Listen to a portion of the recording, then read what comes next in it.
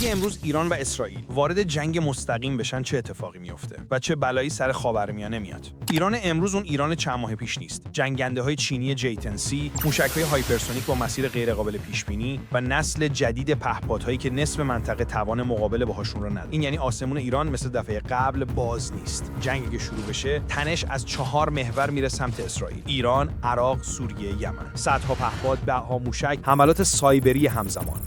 اولین ساعت کل خاورمیانه روی حالت قرمز میره، ولی اسرائیل تنها نمیمونه. پدافندش بروز شده، F-35 ها با داده‌های لحظه‌ای آمریکا پرواز می‌کنند و واشنگتن هنوز پشت تل‌آویو. اگه اسرائیل حمله متقابل بزنه و محدود نباشه، اولین هدف‌ها میرن سمت اصفهان، کرمان، نتنز. در این لحظه بازی از دست همه خارج میشه.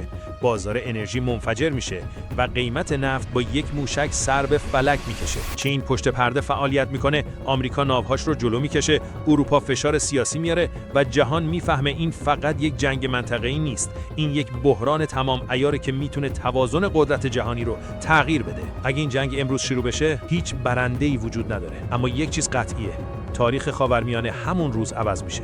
برای تحلیل‌های بیشتر ویدیوی بعدی رو از دست نده.